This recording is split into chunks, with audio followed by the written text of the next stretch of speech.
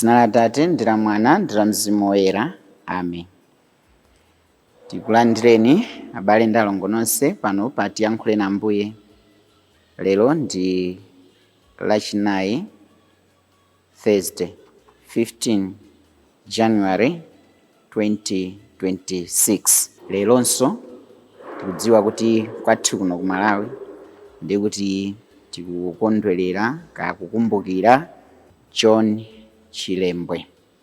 Choncho tonsefe ndithu pamene tikuganiza za John Chilembwe tiwunikenso kuti ndi mmene Mulungu amayikira zinthu zonse, kuti amasankha anthu ena kuti akhale otumikira pakati pa ena. Zimakhala ndithu mapulani a Mulungu. Ndi happy Chilembwe Day kwa tonse amene tili limodzi.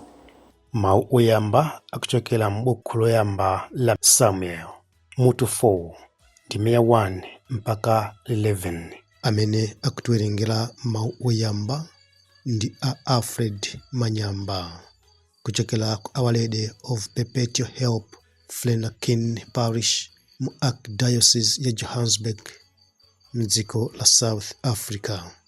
Mawu a mthenga woyera akuchokera mu uthenga wa Mariko woyera mutu 1 ndime ya 40 mpaka 45. Amene akutiwerengera mawu a mthenga woyera komanso kutigawira mawu ndi Reverend Father Francis Lekaleka kuchokera ku Our Lady of Africa Maula Cathedral mu Archdiocese ya Lilongwe. Mawu oyamba. Mawu a m'buku loyamba la Samuele. Tsiku lina Aisraeli anatuluka kukamenyana nkhondo ndi Afilisiti. Anamanga zithando zawo za nkhondo ku Ebenezeri. Ndipo Afilisiti anamanga zithando zawo ku Afeki. Afilisiti anandanda kuyang'ana Aisraeli ndipo anayamba kumenyana. Nkhondo itakula, Afilisiti anagonjetsa Aisraeli, napha Aisraeli 4,000 pomenyanira napo. Pamene magulu ankhondo anafika ku zithando, atsogoleri a Israeli anafunsa kuti, chifukwa chiyani chauta walola kuti Afilisiti atigonjetse? Tiyeni tikatenge bokosi la chipangano la chauta ku Silo, kuti chautayo abwere pakati pathu ndipo atipulumutse kwa adani athu. Choncho anatuma anthu a ku Silo kukatenga bokosi la chipangano cha chauta wamphamvu zonse wokhala pa ekerubi. Ana awiri a Eli, Hofeni ndi Finehasi, anapita nawo pamodzi ndi bokosi la chipanganolo ku zithando za nkhondo zija. Pamene bokosi la chipangano la chauta linafika ku zithandoko, Aisraeli onse anayamba kufuwula kwambiri, kotero kuti nthaka inagwedezeka. Afilisiti atamva phokoso la kufuwulako anati, kodi kufuwula kwakukulu kotere ku zithando za Ahebriku n'kwachiyani? Atamva kuti bokosi la chipangano la chauta lafika ku zithandoko, Afilisitiwo anachita mantha, poti ankati kwafika milungu kumeneko. Ndipo anati, tsoka ife, chinthu choterechi sichinachitikepo m'kale lonse. Tili m'mavuto. Angathe ndani kutipulumutsa kwa milungu yamphamvu iyi? Imene itu ndi milungu ija inapha Aigupto ndi miliri ya mitundu uliwonse m'chipululu muja. Limbani mtima, chitani chamuna, inu Afilisiti, kuopa kuti mungakhale akapolo a Aheberi, monga momwe iwowo analili akapolo anu. Chitani chamuna, menyani nkhondo. Motero Afilisiti anamenya nkhondo, ndipo Aisraeli anagonjetsedwa kotheratu nathawira kwawo. Nthawiyo kunaphedwa Aisraeli okwana 30,000 ankhondo oyenda pansi, ndipo bokosi la chipangano la chauta linalandidwa. Ana awiri aja a Eli, Hofeni ndi Finehasi, nawonso anaphedwa. Mawu a Ambuye. Tithokoze Mulungu. Ambuye akhale nanu. Mawu a mthenga woyera monga adalembera Mariko. Ulemu kwa inu Ambuye. Pa nthawi yomweyo munthu wina wakhate adadza kwa Yesu. Adamugwadira nayamba kundandaulira, adati, mutafuna mungathe kundichiritsa. Yesu adamumvera chifundo, adatambalitsa dzanja nkumukhudza nati, chabwino, ndikufuna, chira. Pomwepo khate lake lija lidatha, ndipo adachiradi. Tsono Yesu adamulamula kuti apite, namuwuza mawu amphamvu, adati, chenjera, usakambire wina aliyense zimenezi. Ingopita ukadzionetse kwa wansembe, ndipo ukapereke nsembe adalamula Mose ija. Imeneyo ikhale yotsimikizira anthu onse kuti wachiradi. Koma munthuyo atachoka pamenepo, adayamba kumaulula zonse ndi kufalitsa nkhani imeneyo, kotero kuti Yesu sadathenso kuonekera poyera mmodzi uliwonse. N'chifukwa chake ankakhala kwina kumalo kosapitapita anthu, koma anthu ankabwerabe kwa iye kuchokera uku ndi uko.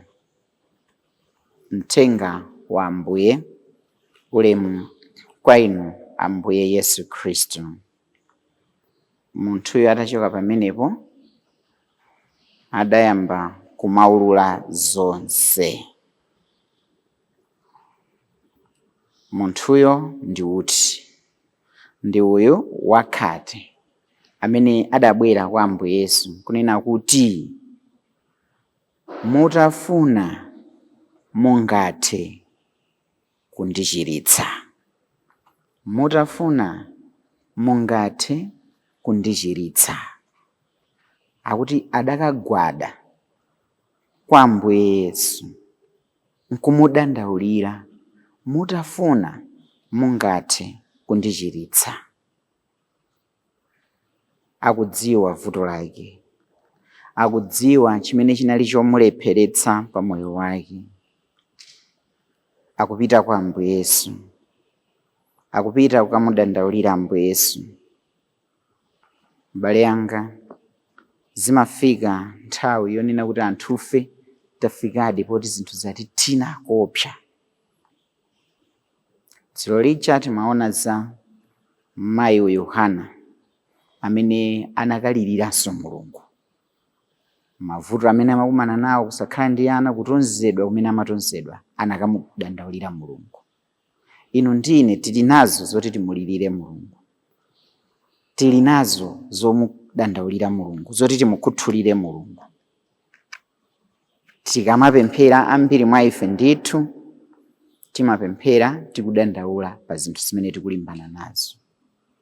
Ana a Israeli awa mmene tawerengera tamvera mawu oyambirira aja, akumana nazonso ku nkhondo, ndipo aphedwa ochuluka. Komano akudziwa kuti koma kuli Mulungu wathu amene timamudalira. And the sign of the presence of God ndi bokosi la chipangano. Ndi amazindikira mmene timakhala ife Akatolika ndi kuti tili ndi tabernacle mmene makhala Ambuye Yesu Mukaristiya. Choncho iwo aja amasunganso bokosi la chipangano. Ndataona kuti kuzatina tithamangire kumeneku tikatenge bokosi lija chauta tipite naye akatimenyere nkhondo. Apitatu umene kuja zikuchitika ndija akuti ndi bokosi la chipangano lomwelo adaliranda nkuwathethetsa ana a Israeli, adafa mbirimbiri mpaka na ana awiri a wansembe uja Eli, ndekuti Hofeni ndi Finehasi nawonso adaphedwa. Anawonso anali ansembe, tikumbukire zimenezozo, adaphedwa. Nkumati kodi zikuchitika izi chifukwa chani? Mtundu wa chauta osankhidwa uja wakumana nazonso zokhoma. Bale anga mavuto sasankha kuti uyu amapita kutchalichi, uyu sapita kutchalichi, uyu sana. Ayi, tonse timakumana nawo. Nthawi zina nkumaonanso mwina zija timati problem of evil. Nthawi imene anthu amene samapita ndi kutchalichi komwe koma mupeza kuti ndiwo akuoneka kuti zikuwayendera. Ife opita kutchalichi kuona kuti zatithina. Pamenepo nthawi zina chikhulupiriro chathu chimayesedwa. You can imagine ana Israeli anaganiza zotani. Kuona kuti akuphedwa abe chi19 ndi chaphedwa kamatchula ma 30,000 aphedwa. Ansembe awo ali pomwepo akatenga bokosi la chipangano lotanthauzira kuti Mulungu ali nafe pompa akuphedwa. Mavuto zopsinja zimatha kufika poteropo. Koma tate tiunike context ya nkhani ya anthu awawa Aisraeli kuti afike poteropo. Ana a Eli amene anatenga bokosi la chipangano ndi ana oti tikawerenga mu chapter 2 pano patawerenga chapter 4 mmene tikumva nkhani zachitika. So mu chapter 2 ndi ana oti adalakwira Mulungu. Pa verse 12 akuti kuti they had no regard for the Lord. Adapeputsa kwambiri za Mulungu. Ansembewo, ana ansembe a Eli. Ndipo tikawerenga pamonsi pake verse 25 imapeza kuti ngakhale Eli amene wa bambo awo anawadandaulira nkuwadzudzula koma ati sadamvere ngakhale langizo la bambo awo. Nangati dabwe, no wonder chifukwa chake akupezeka kuti akutengedwa ngati anthu oti alibe mphamvu zina zilizonse ndipo nkugonjetsedwa ku nkhondo kujaku. Achimwa kaya atsogolerawo ansembewo amene anali okhala opereka zitsanzo zabwino nkupeza kuti ndiwonso amene samalemekeza Mulungu. Pano akuoneka ngati amukonda Mulunguyo chifukwa akumana ndi mavuto afuna awateteze chifukwa akatenga bokosi la chipangano. Adaphedwa limodzi ndi 19 wina onse uja wa Aisraeli. Tikupitiriza nkhani yomwe tinayiyamba ija ya disposition tikamapita kokapembedza tikamapita kokapemphera. Timapita tili otani pamene tikupita kokapembedza. Pamene tikubwera ku church timabwera tili otani. Tinamuona mkazi una uja wa Elikana Penina amene ndithu amanyogodola nzake koma chonsecho akapemphera. Apa anthu oneka opemphera amanyogodola Mulungu koma akumufuna Mulungu yemwe kuti awathandize.